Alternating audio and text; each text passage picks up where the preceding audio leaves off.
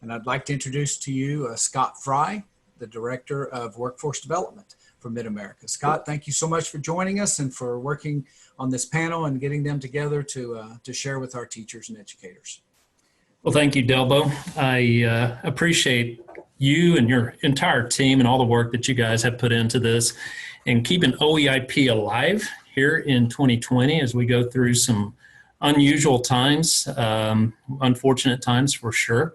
And so we've got some great panelists lined up this afternoon who are going to be able to talk specifically about careers. And so I've been involved with OEIP, actually what we called All About Manufacturing in our area since 2018.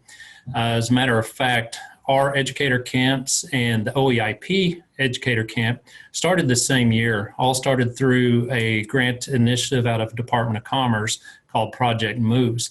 And so we kind of had coverage here on the northeast side of the state, and ours was focused on manufacturing, and OEIP being in the Oklahoma City area, focused on aerospace, and of course began with Mr. General Robinson.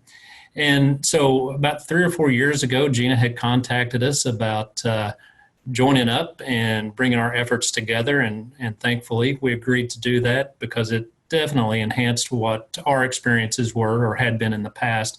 And so we've had a couple of great years of collaboration with the educator camps. And so when we were moving into the summer of 2020, we connected and was really thinking that maybe this summer we wouldn't be having a session. But then an idea was pitched out about a virtual session, and here we are today. And I know this is the 3rd or 4th that you guys have put on, and I know this morning has gone really well. The one Tuesday went really well, and just applaud you guys for what you're doing this summer. It's really appreciated. And so in the past, we've always wrapped up our sessions with an industry panel. And this was really an opportunity for educators and employers to have a good discussion about workforce demands, workforce needs, what are the opportunities for individuals, and really about building bridges between those two communities. And I think we got some folks on the panel that have definitely have a lot of experience in those endeavors. Today we've got Lori Nichols, who is with American Castings, and she is their human resources director. And American Castings is one of our best partners here at the Mid-America Industrial Park.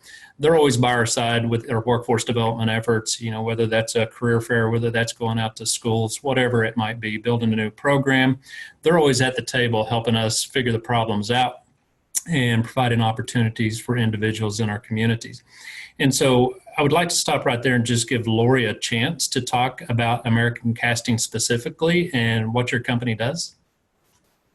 American Castings, of course, we're located here in the industrial park. We employ, right now we employ about 275.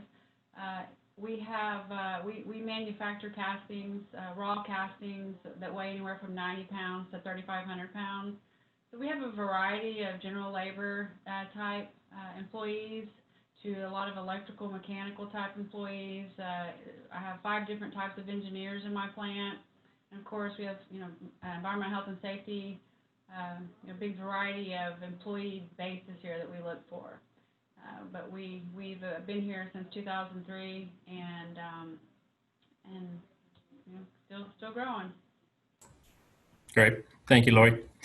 And so next is Stephanie Cameron. I'm not sure Stephanie really needs an introduction. If you're involved in workforce development or maybe community relations in state of Oklahoma, you probably know who Stephanie is. She has quite the award and trophy chest.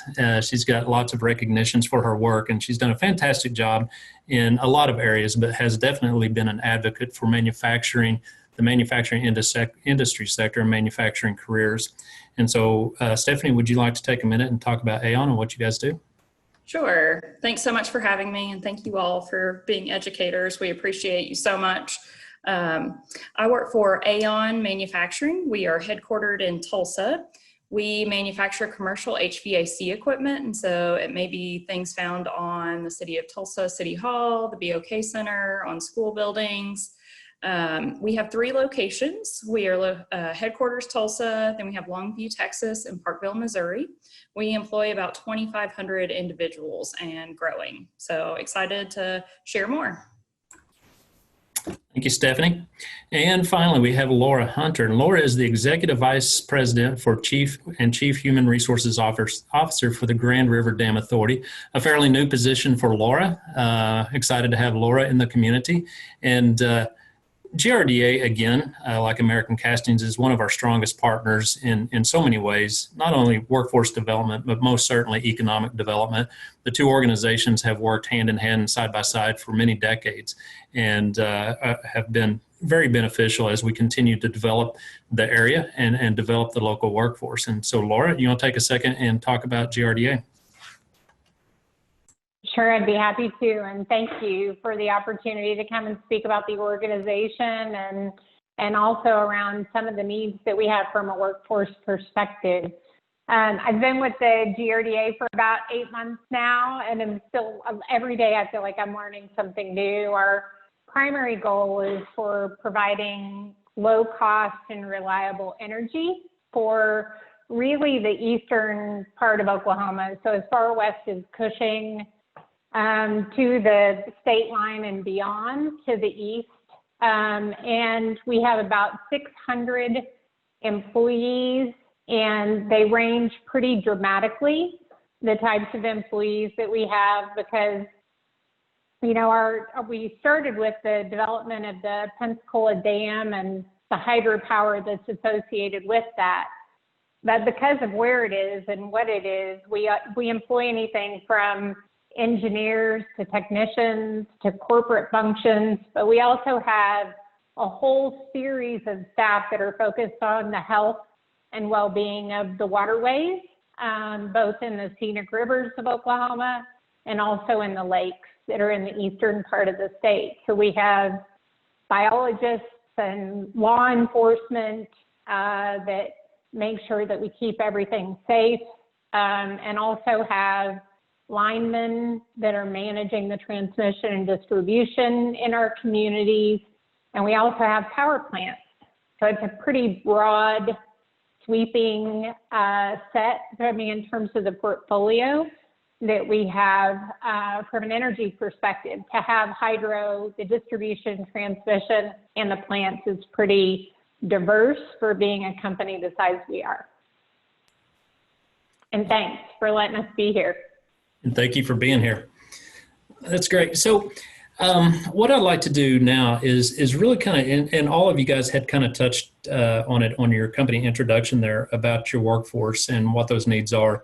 But could you take a little bit deeper dive into maybe what some of the challenges, I know challenges obviously are a little bit different in today's times with the COVID-19 situation. And we'll address that a little later on in the conversation, but would really kind of like to focus in on, you know, what are the in-demand occupations that you have at your facilities? What are those occupations that are hard to fill? What kind of interventions do you have in place to address those in-demand and hard to fill occupations?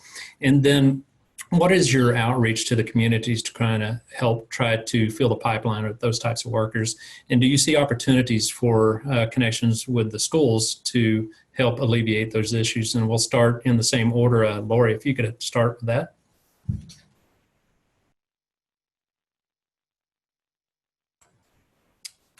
Is Lori still on? This is my first Zoom session, so I've never done Zoom before. So if you can't hear me, tell me. But those are a lot of questions to cover, Scott. They were a lot, weren't they? So, yeah. So starting with our toughest to recruit for, you know, we have, like I said, we have anywhere from just a general labor type employee. It's really tough for the mechanical and electrical technicians. You know, the skilled labor is super hard because we have, you know, pushed everyone towards college, and a lot of kids went to college and they kind of shunned what I would consider a hands-on job, and we're now in the last few years just pushing back that direction, which has been quite helpful. But we here at American Casting struggle to find some experienced electrical and mechanical. And when we do find those candidates, it's tough to get them to come to work every day sometimes or pass a drug test. We are safety sensitive here at American Castings. And so, you know, they cannot do certain be on certain kind of drugs or prescription medications and come to work. So that's kind of a struggle for us. Even down to just the regular general labor type position, it's tough to find people that come to work. So that's what we struggle with. So on the flip side of that, that's why we participate in the high schools. That's why we are constantly participating with the VOTEX. I'm trying to recruit high school students that are not going to go to college, or high school students just wanting to go to work. We offer summer internships. We offer summer internships through the colleges. I'm trying to recruit out of the VOTEC, the electrical, the diesel mechanic programs.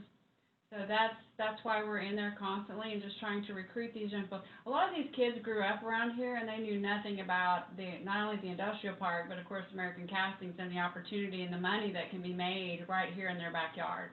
So that's what we've really done trying to educate them. And then a lot of people also think manufacturing or American Castings is kind of a different type of an environment, so not everyone can or wants to work in this type of environment. So sometimes we struggle with getting out the message of the opportunity that they have here to grow and to go to be promoted within our company. So we really trying to get that out to the young kids so they know that, hey, I can go get a good job out in the industrial park and stay home and be with family and not have to move away to get that job. Did I answer all the questions? I think you got most of them. I think I just got through the entire panel of questions there with that one. So Stephanie, we'll move on to you. And Stephanie, you've been involved with a lot of initiatives over the years. And so I think you've got a wealth of experience that you could share on this topic. Sure. So being the headquarters of the company, we have a variety of positions available we have a robust IT department, we have engineering, we have a research and development facility, we have everything from assembly, HR, sales, deep accounting skills, warranty, tech support, just a wide variety of pathways available. I would say some of our harder positions to recruit for would be computer programming, some of our engineering roles. So we look for mechanical, industrial, and electrical engineers. Then some of our more skilled tech positions and tester positions. So sometimes we're working with OSUIT on some of those. And we like to promote from within. And so a lot of companies are companies that you can grow with. We promoted over 300 people internally last year. And so we like to provide additional educational support along the way, like tuition reimbursement. We offer lots of classes on site. Some of the things that we do, of course, partnering with the tech system, also with OSUIT. We sponsor a couple of schools' manufacturing classes, and so we actually offer internships for those high school students in those classes. And our company, which I'm very proud of, at a time when unemployment is very high, youth employment is very high, we have made a blanket statement that any of the students from those programs will be offered a position with Aeon, like in the current environment.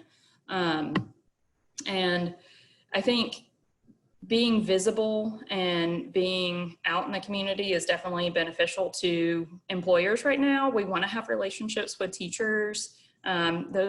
You all are really our best asset, and you can help us identify future talent. And so we definitely try and have close relationships, especially with the immediate surrounding schools. And we do outreach as young and early as elementary school through either junior achievement or other programs. And I think I answered the questions on that. Thank you. And so Laura, you're up. And I should have mentioned at the beginning that Laura, while she's new at GRDA, has over 18 years of experience with Williams Company.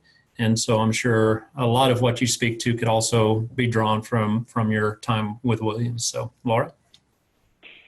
Thank you for that.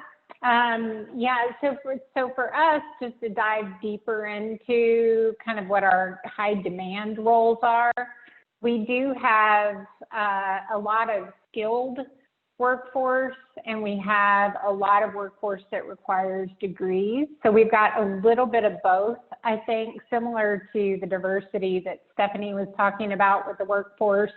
We have the same thing within GRDA, maybe not as large. I don't remember, Stephanie, exactly how many people you said you have, but it seems like across 3 different states where we've got a little simpler footprint, being mostly within the state of Oklahoma.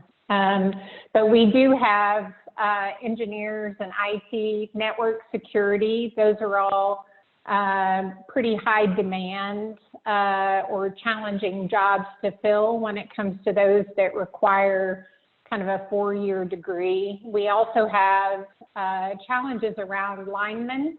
It seems like no matter how much we try and how much of an effort we make, that there continues to be pressure on those from a skilled workforce perspective. We've been really fortunate to have been part of some of the discussions around building a program and expanding opportunities for people in northeastern Oklahoma around a lineman program in partnership with Northeast Tech and many others that are in the area. But we're looking forward to the numbers of candidates that will hopefully provide for us in the communities where we operate.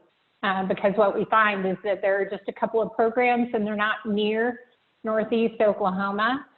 But the first cohort, the first team is supposed to be starting this fall. We have high hopes as we've been working with them to build a pole yard for the hands-on kind of work that the linemen do, that it will continue to move forward for the fall. But we expect to have people enter into that program and graduate, which would then allow them to work as an apprentice in a year versus some other programs that are close by and local and are 2-year programs just to get out and be an apprentice.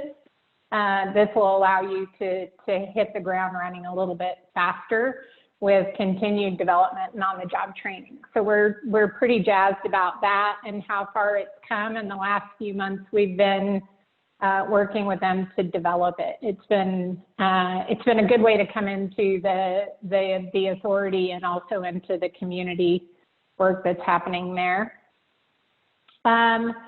For the workforce needs, I mentioned some of that from a high demand perspective, but generally we have substation technicians, we have engineers, people that do field inspection.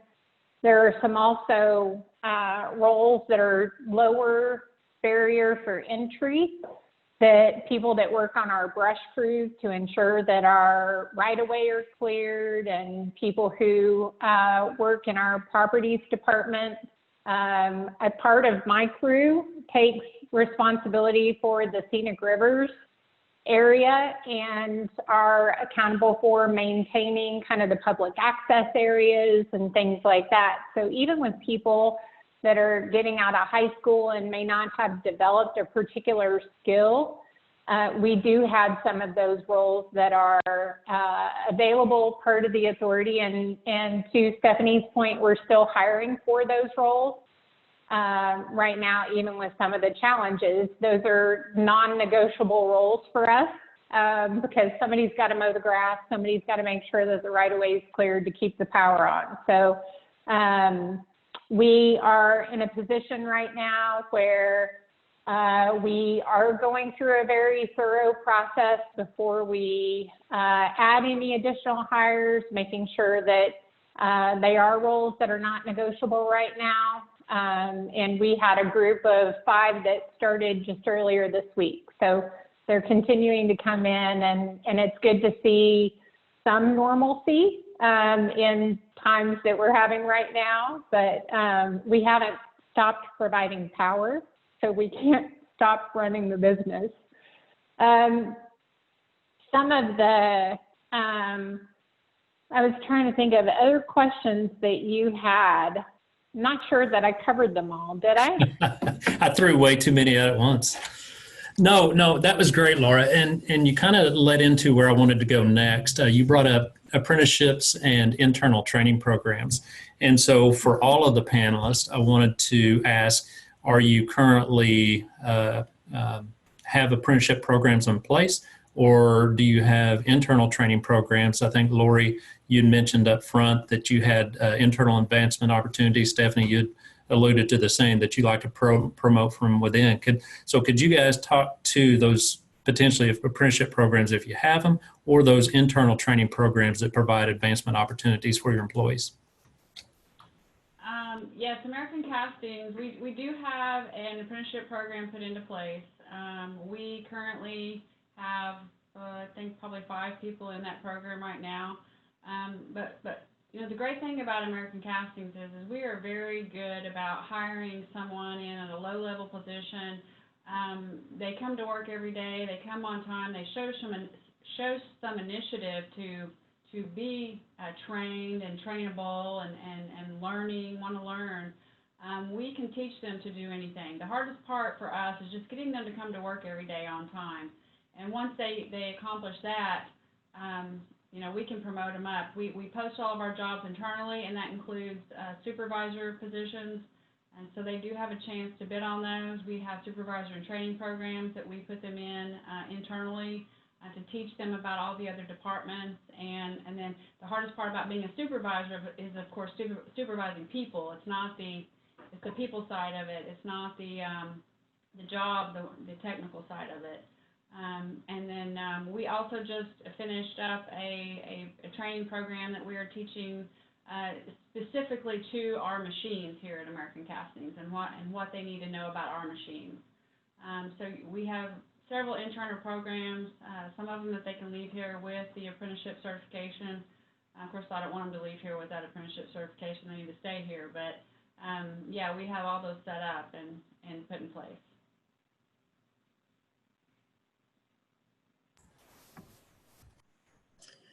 And from the Aeon side, as I mentioned, we do have a robust high school internship program. We had about 30 high school interns at the beginning of this semester, and then there was COVID interruptions. We also have a college internship program, and we work with the technical schools as well on internships. So this might be considered pre-apprenticeship. It's not a registered apprenticeship program, but they are earning and learning.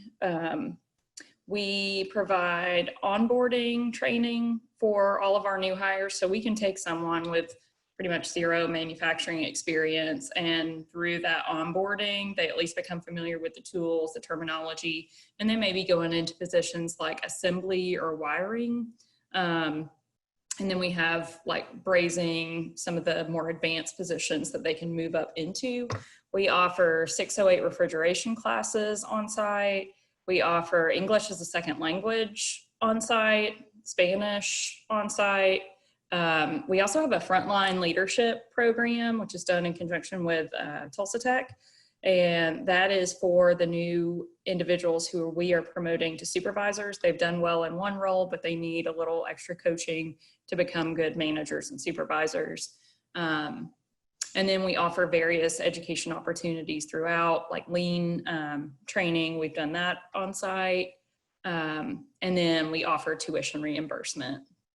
And again, like Lori mentioned, it's really a lot of attitude, willingness to learn, a lot of things that teachers like to see too. So. Great. And Laura, I think you had dove into that question before we started. Did you have anything else to add? The only things I would add, similar to what Stephanie mentioned, we do have some tuition reimbursement that's available for people if they've gone the more formal education route. We have a number of partnerships with different tech schools in particular where we rely on them for curriculum. We do some training internally, but most of ours is outsourced to other vendors, whether it's how to run a bucket truck safely or whether it has to do with CDL driving. A lot of those things we look to vendors outside of the authority to do.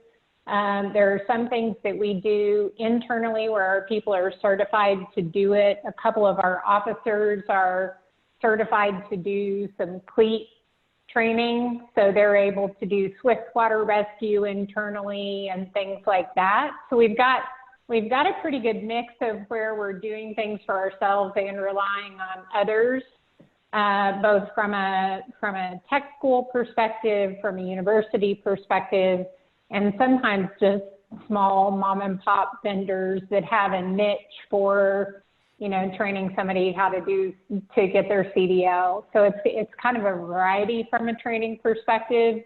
The primary thing that we do more internally, at least in the last few months, has been around leadership.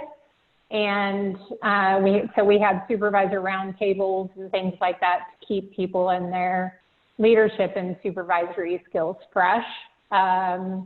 But it's kind of a broad spectrum of stuff that we're providing. Thank you. So to everyone, we do want this to be an interactive session. And so if you have questions, do not hesitate to post them in the chat. We do have our first question, and Lori, this is directed towards you. Said that it seems like lately the big deal is medical marijuana and that it seems normalized. And what can we tell our students about jobs that are out there where it's not okay to use medical marijuana even if they have a prescription for it? I encourage, you know, what we can't do is we cannot discriminate against anyone that has a medical marijuana card.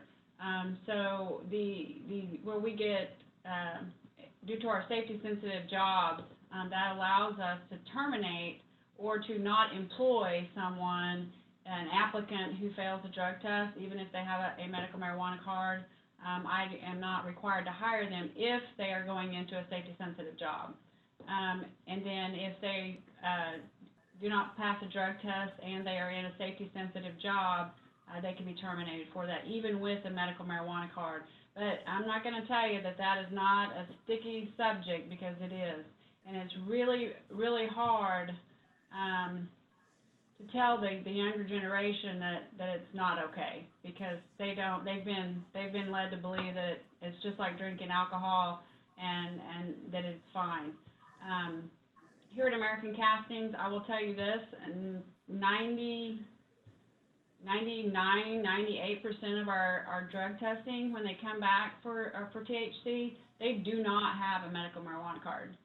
So as crazy as it sounds, you would think everyone that would have one nowadays. They don't. So we have worked through, gone into our jobs, researched our jobs, made sure that they all have the requirements that's worked into the law of safety sensitive, and that's what we've done. So everyone knows when they come to work here that they are coming into a safety sensitive job, and they cannot be on marijuana, and that would also include some prescription medication. So it's not just medical marijuana that we're talking about. Stephanie or Laura, did you have anything to add? Yeah, Aeon is the same way. And GRDA is the same way, and our stance currently, so we continue to look at it all the time based upon the changing laws and different rules, is all of our employees fall into safety sensitive category, even our HR roles, because we all have access to drive company vehicles at any time. And we consider that being a safety sensitive responsibility to get behind one of GRDA vehicles' wheels. So right now we have all that fit into that category. We have discussed having different criteria for people before they have the ability to drive a company car and narrowing the field of focus. But our current policy is all. Okay. We've got another question, Stephanie, that you might be able to address for Mr. David Swift, asking if we're aware of any internship or job shadowing opportunities in Southeast Oklahoma, especially for STEM-related students who show interest and promise with digital circuits and programming. I would want to know what city in Southeast Oklahoma, if David could respond. Atoka. I can check. I don't know of any off the top of my head, but I can put some feelers out for sure.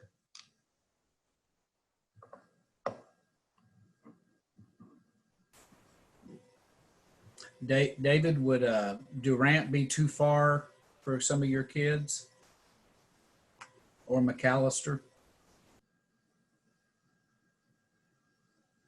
For some, but not all.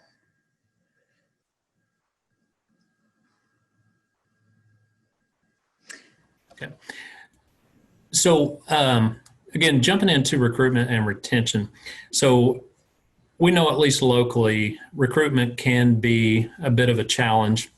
Manufacturing careers are probably not at the top of the list of young people when they're coming out of high school. And a lot of that, I think, is due to the fact they really don't understand the opportunities that are available to them and the variety of positions like have been discussed this morning. And then maybe also just the perception of manufacturing jobs. And Laura, I know it's a little different for GRDA, but can you guys talk about some of those challenges, you know, how it impacts your company, but also that retention piece? Because I know here at the industrial park that we have such a large concentration of employers who require similar skill sets. And so there may be instances of job hopping between company to company and just essentially swapping employees between the different organizations. And then multiple questions again.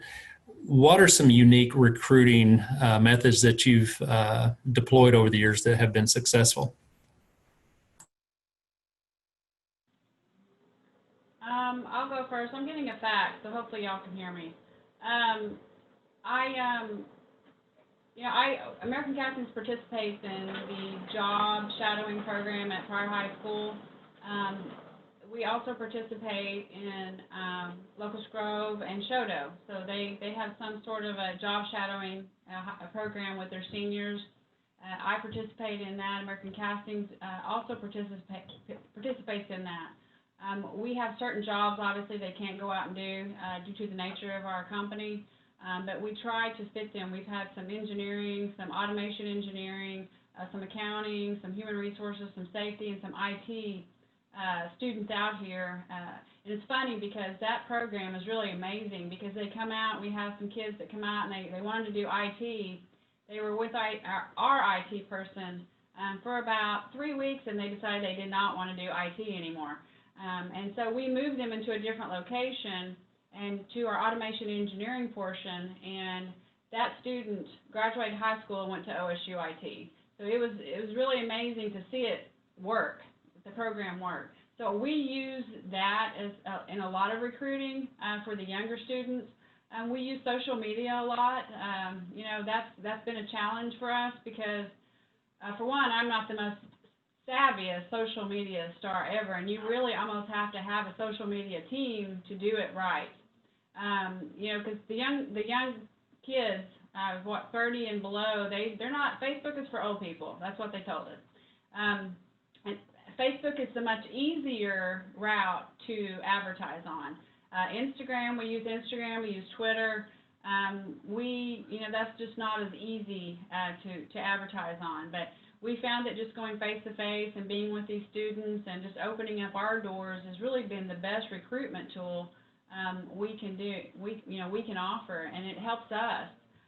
And then also we participate here at American Castings. We have the teacher externships, which we did not get to do one this year, but typically we have 10 to 12 teachers here, and we participate with them through a teacher externship program. They're paid here to be here for a week to learn about what we do here at American Castings, so they can go back and tell their students, and we build a rapport with them. So a student that needs something or wants something, we're here to open our doors to bring them in. And I'll say it's been really interesting through the pandemic and the recognition of essential businesses and others that maybe closed their doors for a while. And I think I'm interested to see how the youth population views that of like, okay, who is still working and what jobs are available right now. So we were hiring through the pandemic, and it was probably the first time, since I've been in manufacturing almost 15 years now, the flood of applicants that we had. And so that was an interesting thing to see. And so the conversation, at least temporarily, is shifting a bit, that we get to be pretty selective. And so that dynamic is really interesting to watch. And I'm just interested to see moving forward. And I know, talking about recruitment efforts, I know Lori mentioned Facebook. We do use Facebook a lot for our job postings. But as Lori was mentioning, they're probably, a little bit older demographic than the ones coming out of school. And then we use a lot of our community outreach for recruitment of like younger generation. And I know there was mention of retention. And so I think we've really started, and we have been working on our culture. So looking at employee resource groups and our diversity and inclusion initiatives, and some of our internal team building opportunities, and our community engagement and presence. I think more graduating students are looking for ways to be plugged into the community, and so I think we see that as part of our package.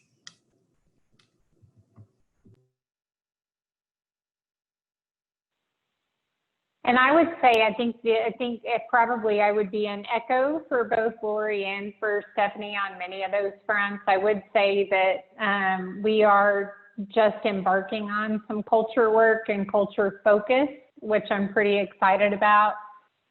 Just making sure that we have a clear understanding of what's happening at all levels in the organization is something that has been a focus since I arrived, just making sure that we have a clear understanding, because we've got so many different pockets and so many different groups of people. It's easy for people to get siloed. And as we've been focusing on bringing the organization together and consolidating people all within an administrative center rather than having our employees being distributed unless they're with an asset, where, for those of you, depending on where you are, we've closed our headquarters in Veneta and are consolidating a lot of the different offices in and around the park to our Shoto site, and I'm pretty tickled about hopefully what that will do from a cultural perspective and breaking down silos between those respective groups. We have seen a lot of internal movement and people come in from the outside. So given the different sectors of our business, we often have people move from kind of the plant area to more of like the hydro area, et cetera. And so that internal movement leads to kind of the need to continue to recruit people into the organization. And we use a lot of the strategies that you all are around schools and the connections. I did write down teacher externship because I don't think that's something that we're doing. So that one is noted and a good learning for me today, being a part of the call. But our beginning with elementary school and all the way through, just starting that conversation with students earlier, that often yields the future employees. And we, I think, have the benefit of being more known in that part of the state, which I think we have over-relied upon from a recruiting perspective. So we end up hiring, I think, a lot of people that know people, which is awesome and doesn't yield as much diversity as I'd like to have amongst the workforce. So that'll be a continued push for us over the next couple of years. Great. So, I opened up talking about the fact that this would have been the 13th year that we had hosted the educator experience. And during those experiences, teachers had the chance to get into the industries and see the careers in action firsthand. And obviously this year is a lot different. But the externship conversation, I think, really is a totally different experience. And I saw that Damon had put in here that he had learned a lot from his experience. And I know several educators who have participated in both, and they just talked so much about that externship experience and how much they learned during that, and would encourage anybody, if you had the opportunity to get involved in those, to absolutely take advantage. Sticking a little bit on retention, one thing that we haven't talked about, and the thing that probably speaks loudest to youth and job seekers in general, are pay scales. Can you guys talk a little bit about your pay scales at the different levels, and then maybe at those levels what the education or certification requirements would be? For American Castings, our lowest wage job is $13.50, and it goes up to $19.25. This is for a non-skilled general labor type position. Just depends on what job you're put in, where you would start.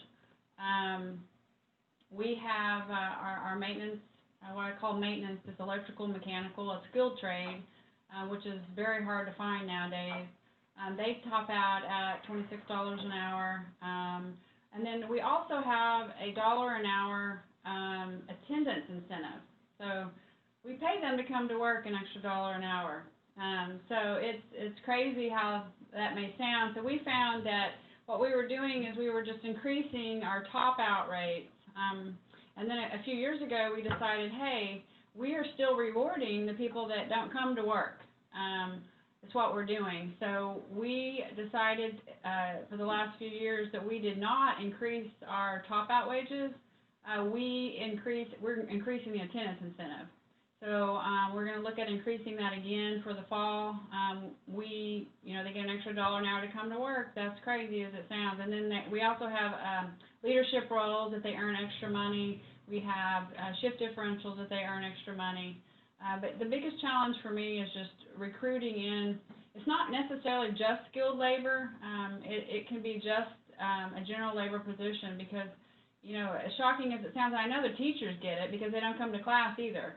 And I'm probably employing their parents, but they don't come to work either. So that's one of the biggest challenges for us. And on the retention side, like Stephanie said, we have kind of had to do a heartbeat check on our culture.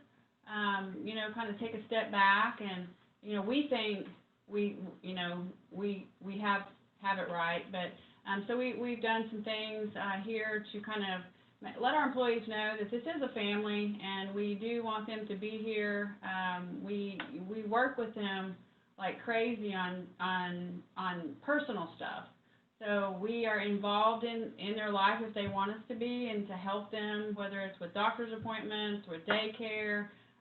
We really try to get on a one-on-one basis with them to help them out. To try to alleviate some of their personal issues that they may be having, or roadblocks they may be having. So that's helped us in our retention. And I know that through the COVID situation, we are, of course, an essential employer as well, and we have continued to work. And I will just say this, my employees, kudos to them, because we probably had the best attendance over the past few months than we've ever had, which sounds kind of crazy, but we have. Our employees really stepped up and came to work every day without any issues. I like the suggestion from Michelle, pay to learn in the schools.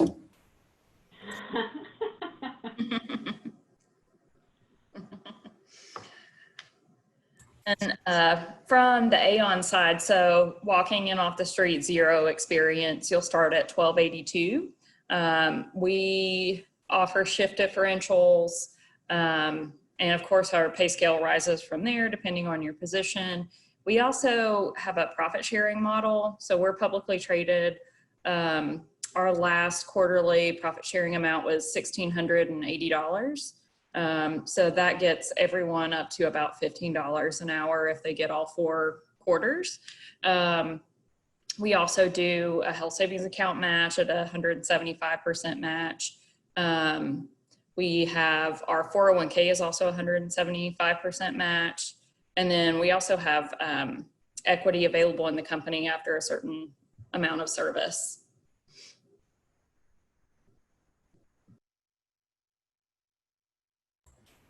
Hey, Laura. I had to remember which mute I was unmuting.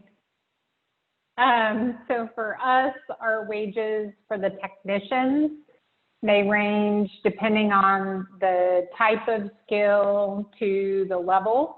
Begin at $18 an hour. We do have some custodial roles that are starting out at 15, but for most of our skilled or soon-to-be skilled workers, it starts at 18 and it ranges all the way up to about $45, depending on, again, the type of role and the type of technicians that they are. When you get into the senior level, more foreman type lineman roles, they tend to go off the charts from an hourly wage perspective. And then for the retention, I would say probably the biggest selling point for GRDA are the benefits. They are crazy almost. When I came in, somebody said to me that depending on the health plan that I chose, I may actually get cash back in my check every month, which I thought was the most bizarre thing I had ever heard. But we actually can make money on our benefits. And so generally when it comes to health or retirement, things like that, the benefits are very generous. And not being a public company like Aeon is, we don't have equity or bonuses or anything like that. So it's kind of all in on base wages and on benefits for our employees. So that's where our focus generally is. Thank you guys for that. And the point being that there are some great paying careers within manufacturing and industrial environments. And I think sometimes they're overlooked by students and just the general public. And so I know here at Mid-America Industrial Park, our average wage is just around $51,000 a year.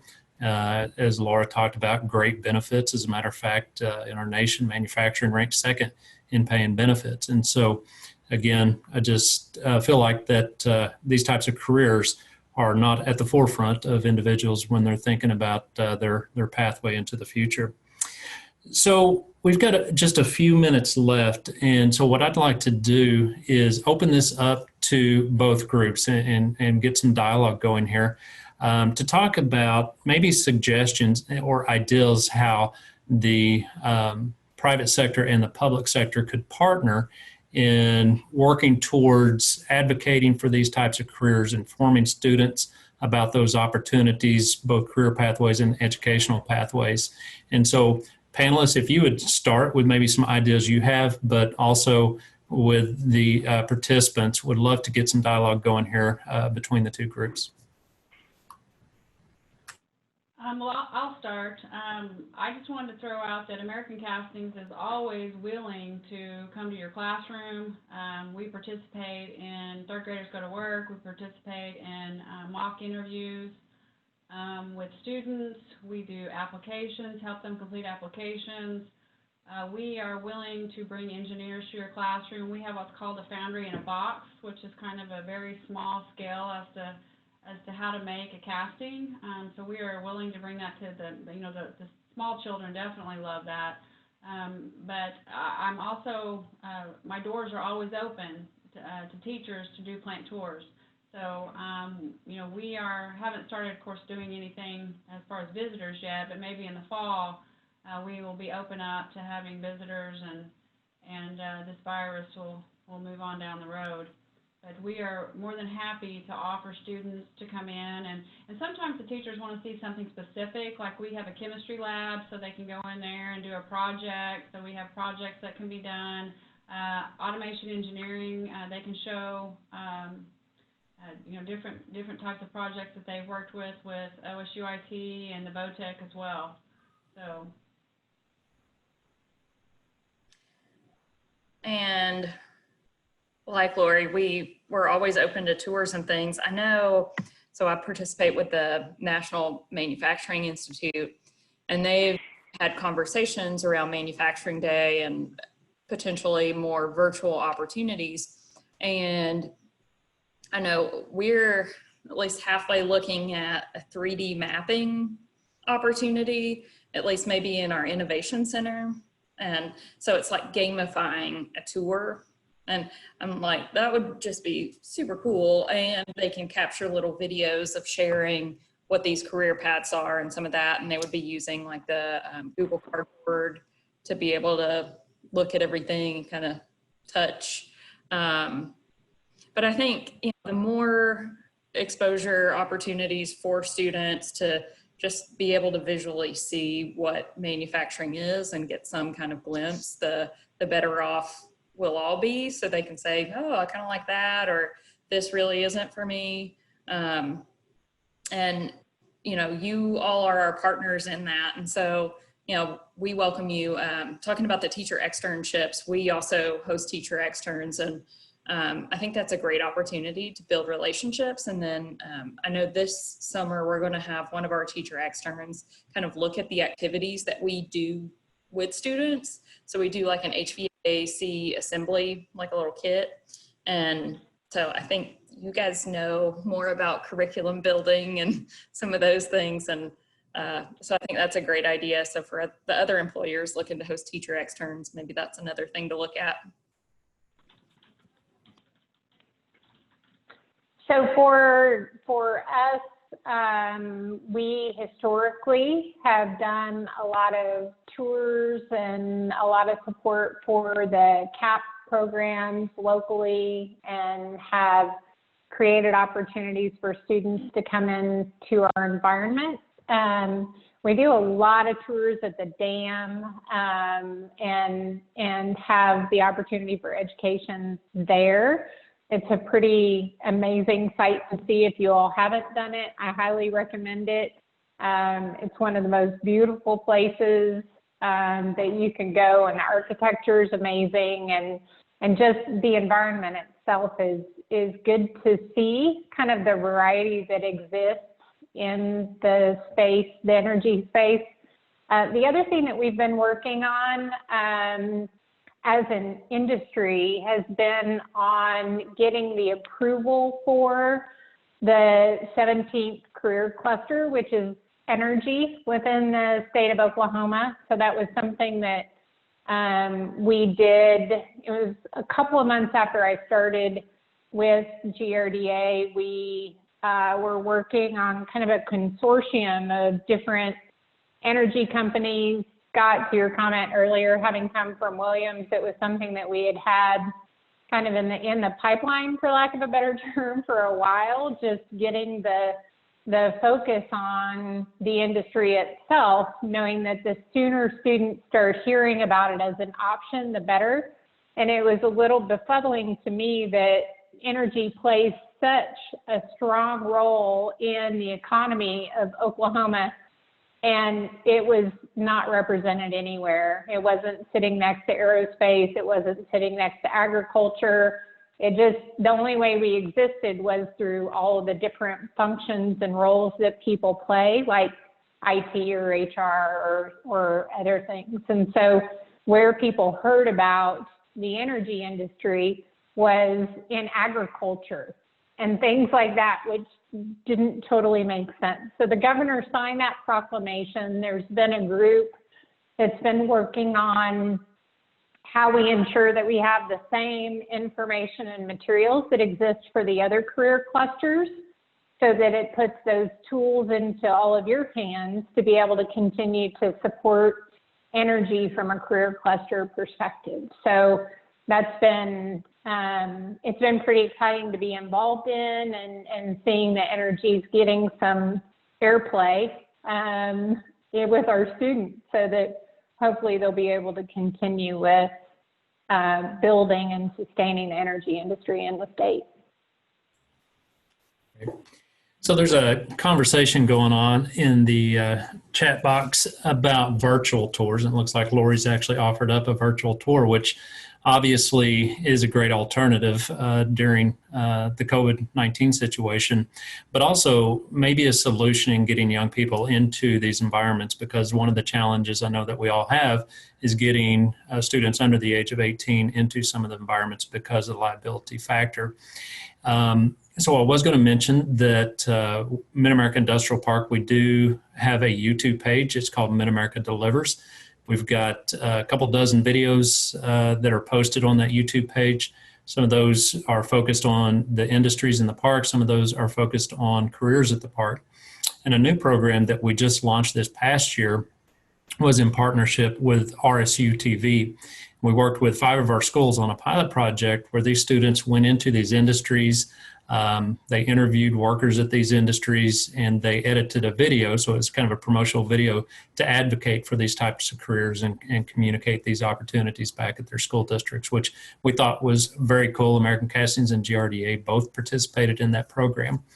And so there was a question over here about elementary students and how do you plant those seeds with young students so that they can start thinking about those careers and possibly change their trajectory throughout high school.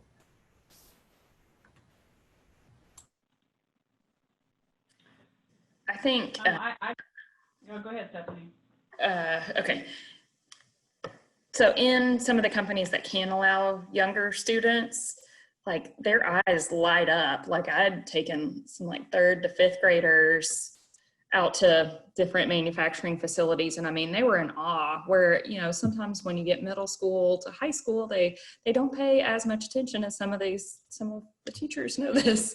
But they were, I mean, that was something they'd never seen before. And then having a hands-on activity to be able to complement it, which I know the teachers are really the experts in how to make things stick. But I think, you know, getting them out of their normal environment definitely makes a difference.